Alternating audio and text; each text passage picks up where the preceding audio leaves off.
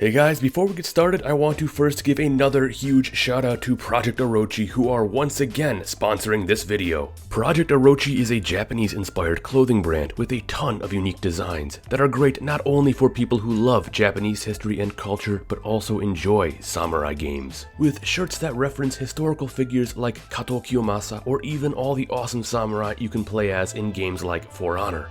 Personally, my favorite designs of theirs are the ones that use classical Japanese artwork. I myself even picked up one of these. They released their apparel by seasons, and their new Season 5 just launched, so go check them out using the links I put in the description. Not only their website, but also their Instagram too, where they show all sorts of awesome new and upcoming designs. Of course, if you do find anything you like, use the promo code TheShogunate to get 5% off your order. Once again, doing so is a great way to help the channel because each purchase you make also goes back to help support me and my content. So, with that said, let's move on to the video. In the last episode, Tokugawa Ieyasu and Hashiba Hideyoshi, two of the mightiest powers in the entire country, came to clash in a stunning yet odd contest at Komaki and Nagakute. A battle that would end ambiguously as Ieyasu would come out the victor on the field, yet Hideyoshi successful in his aims overall.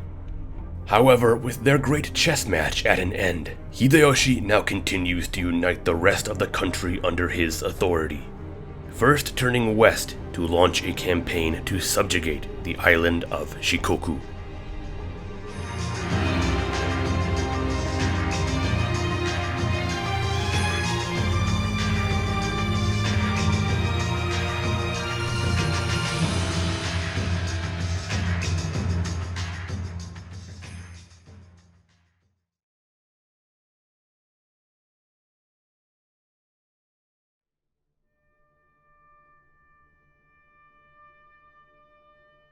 As the dust settled in Owari province, following the clash at Komaki and Nagakute, a distant sight appeared on the horizon.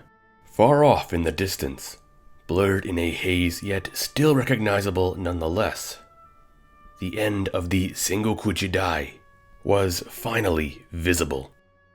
With Hashiba Hideyoshi and Tokugawa Ieyasu having come to a new understanding after the end of their clash in 1584, the greatest threat to Hideyoshi's ambition was now, for lack of a better term, pacified. Thus he was free to finish what his predecessor had started, free to finish what Oda Nobunaga had set out to do, unite the nation and restore peace to the land. Although there would still be those who would choose to stand against him, his might was undeniable. 1585 would be an important year for Japan. Not just for Hideyoshi, yet his actions in this monumental year would continue to not only cement his existing position, but also enter his reign into a new chapter. Up until this point, all of his actions on the road to lordship since the death of Nobunaga had been under the false pretense that he was acting in the sole interest of the Oda family. However, finally following the Battle of Komaki Nagakute and the submission of Oda Nobukatsu, we can at last see Hideyoshi cast aside this facade. The vassal had become the lord, and the lord, the vassal. This was the one thing Shibata Katsuie had been trying to prevent back at the Kiyosu Conference, and in the 1583 Battle of Shizugatake. Now formally, the central regime was Hideyoshi's clan. The man born a commoner had risen to officially become the ruler of the strongest power in the entire country. 1585 would not prove to be a year as challenging as the past three had been. There would be no titular conflicts like at Yamazaki, Shizugatake, and Komaki Nagakute that had so far been the story of Hideyoshi's reign. Instead, we can take note of three other conflicts that would play out across the country. These clashes would not be new, but instead would be the result of the wider conflict that had started the year prior at Komaki and Nagakute. Essentially, Hideyoshi was still mopping up the mess that had begun the year before.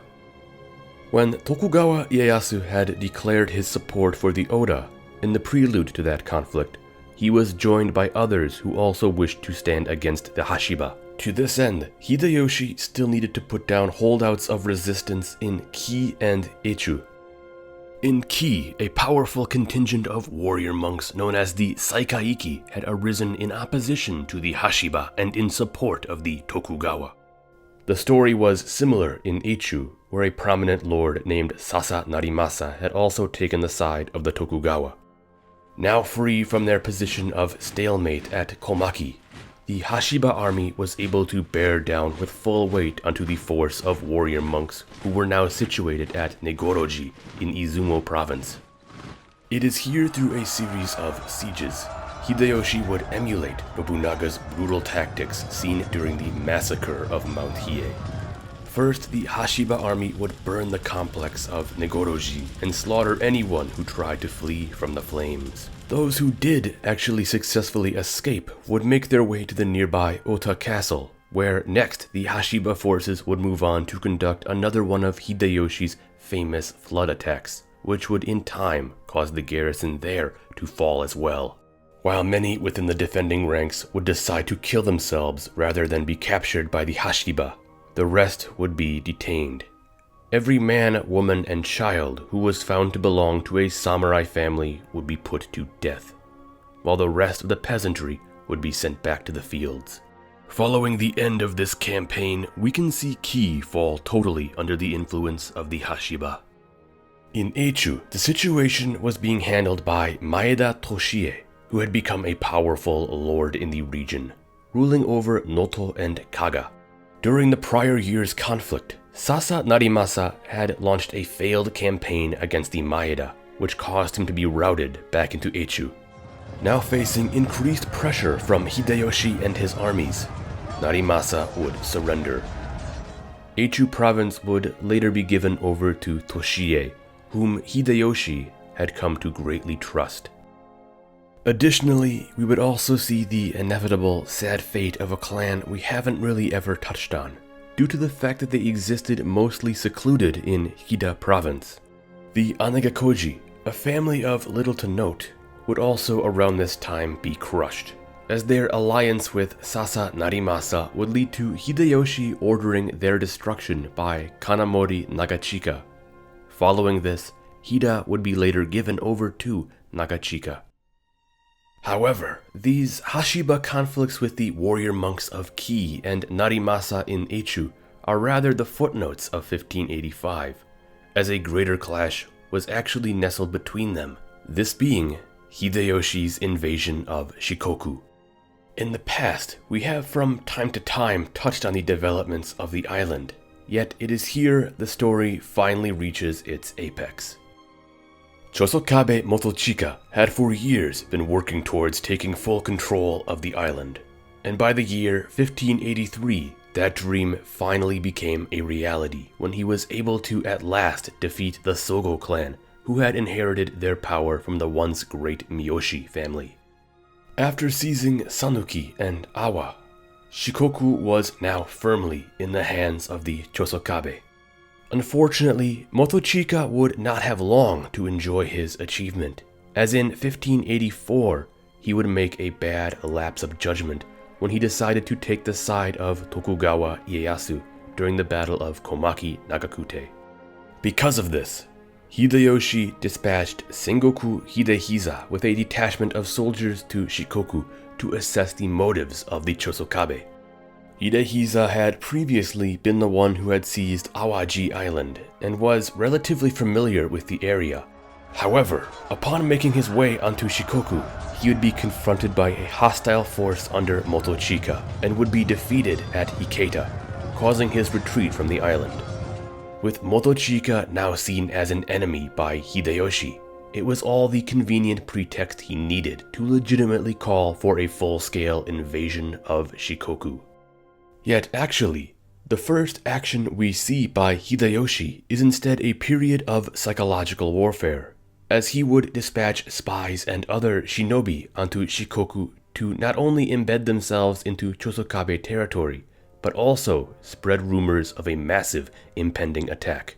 Upon hearing these whispers of a possible assault on Shikoku, Motochika, surprisingly enough, became somewhat concerned after his already hostile attitudes towards Hideyoshi and sent an envoy to Osaka to learn the truth of the matter. It was here Hideyoshi issued his ultimatum to the Chosokabe: surrender and be allowed to only maintain control over the province of Tosa or face the full might of the Hashiba army. Furious, Motochika refused to back down. Thus, Hideyoshi began preparations for the invasion. And although he would have a hand in the planning of the conquest, he himself would instead delegate the actual campaign upon his generals. This is where we begin to see Hashiba Hideyoshi start to take a step back from his role as a general and shift more into being a central figure. This same transition had occurred with Oda Nobunaga in the years right before his death. The actual landings on Shikoku would be the first of several grand naval conquests that Hideyoshi's forces would undertake in the years to come. And right here, we can really see the complexity of his grand plan to completely overwhelm and annihilate any opposition. The primary invasion point was to occur within Awa, where Hashiba Hidenaga and Hashiba Hidetsugu would land with a massive force of around 90,000 men. Just to the north of them, Kuroda Nagamasa, son of Yoshitaka, would be set to make landfall in Sanuki with 23,000 men. And last but not least, further to the west, Mori Terumoto, along with Kobayakawa Takakage and Kikawa Motoharu, would attack into Iyo with a force of 60,000. Chosokabe Motochika would establish himself in a central position at the head of 8,000 men to attempt a bitter defense of the island. However, he never knew just how outmatched he really was. The samurai of Shikoku were not like the samurai of Honshu or even Kyushu for that matter. They were a desperate lot. Most of them were considered only part-time samurai. They were referred to as Ichiryo Gusoku, a term which roughly translated to one suit of armor and one field. They were farmers who, when called upon by their lord, served as a makeshift host of samurai warriors. On top of that, their armor was said to be in utterly poor condition, hanging by threads and not properly maintained. And lastly, their cavalry was just not up to par, using archaic wooden saddles. All of this combined was a recipe for disaster, as the Chosokabe army was hopelessly outclassed. All across the island, the professional and elite forces fielded by the Hashiba swept inward, brushing aside any and all Chosokabe resistance. All hope was fading for Motochika. Finally, at the increased request from his retainers, Motochika would seek to negotiate terms of surrender with Hideyoshi. His initial deal remained the same: submit to Hashiba rule and maintain the province of Tosa. The rest of the provinces on Shikoku would be redistributed to other loyal vassals. Although this offer had before been a terrible one to consider, it now appeared incredibly generous. Thus, Motochika accepted it, effectively ending his years of ambition. One can only wonder, had Chosokabe Motochika placed his loyalty behind the Hashiba during the prior year's conflict at Komaki Nagakute, he may have been able to retain control over the whole of Shikoku and become a trusted vassal to Hideyoshi. Instead, his ambitious nature got the better of him and would in the end cost him everything, as all of the years of effort he had put into unifying his island would be undone in roughly a month's time. With the submission of the Chosokabe, Shikoku now totally belonged to Hideyoshi, something his predecessor had only ever dreamed of accomplishing. Shortly after his victory in Shikoku, Hideyoshi would be further recognized for his achievements, being awarded with a coveted new title, Kampaku, the penultimate position he would take, placing Hideyoshi theoretically atop the country as the primary advisor to the emperor himself. Originally, this title was one that had only ever been bestowed upon those whose lineage was that of the Fujiwara family. Yet for the first time it would be placed upon the shoulders of a man who had been born a simple commoner. A story of a humble origin and ascension to power that you can often only find in tales of fiction. Of course, to maintain some shred of legitimacy in his new title, Hideyoshi did arrange to have himself adopted by a notable figure and prior Kampaku named Konoe Sakehiza, a course of action that did allow him to ascend to his new position without too many eyebrows being raised.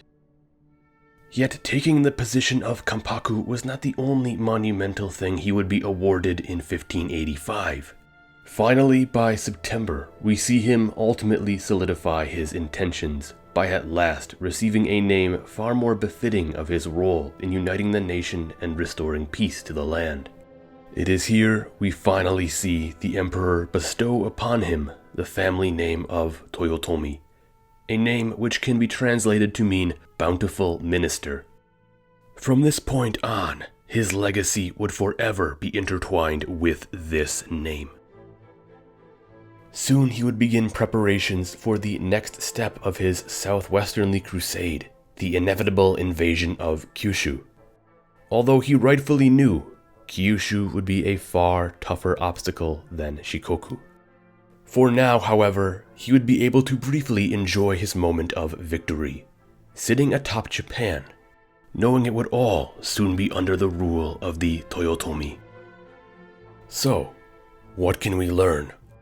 1585 would be a busy year for Hashiba Hideyoshi, as he would continue to clean up the mess that had started the year before during the clash at Komaki and Nagakute. Not only would he deal with threats on the main island of Honshu, but more importantly, he would find a legitimate reason to invade the island of Shikoku. Planning a massive three-pronged campaign, Hashiba forces would completely overwhelm and crush the outmatched Chosokabe army, eventually causing Motochika to surrender. In the end, the Chosokabe would be left with just the province of Tosa, undoing all of the work Motochika had previously accomplished. Yet as Motochika lost almost everything he had fought so hard for, Hideyoshi would come one step closer to his total unification of Japan, soon after finally receiving the name Toyotomi. In the next episode, there will be a new outbreak of tension in the east, as Tokugawa Ieyasu will be defied by his vassal Sanada Masayuki. This will lead to the first siege of Ueda Castle. Thank you for watching, and don't forget to like, subscribe, and ring that notification bell if you enjoyed this video and found it to be most informative.